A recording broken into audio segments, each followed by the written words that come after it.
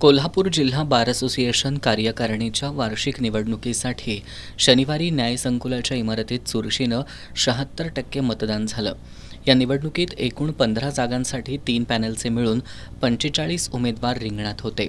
शनिवारी सायंकाळी मतदान संपल्यानंतर म्हणजे 7 वाजल्यानंतर प्रत्यक्ष मतमोजणीला सुरुवात झाली. त्यामध्ये सत्तारूढ गटानं 9 जागा जिंकल्या.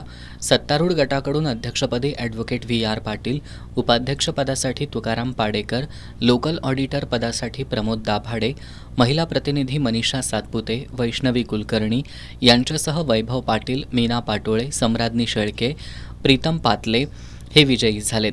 तर विरोधी ॲडव्होकेट आनंदराव जाधव पॅनलचे सचिव पदाचे उमेदवार मनोज पाटील, सहसचिव पदाचे उमेदवार सूरज भोसले यांच्यासह स्वप्नील कराळे, स्नेहल गुरव, हंसिका जाधव, निखिल मुदगल हे विजयी झालेत. रात्री उशिरा निवडणूक निकाल जाहीर झाल्यानंतर विजयी उमेदवारांच्या समर्थकांनी गुलालाची उधळण करत जल्लोष केला.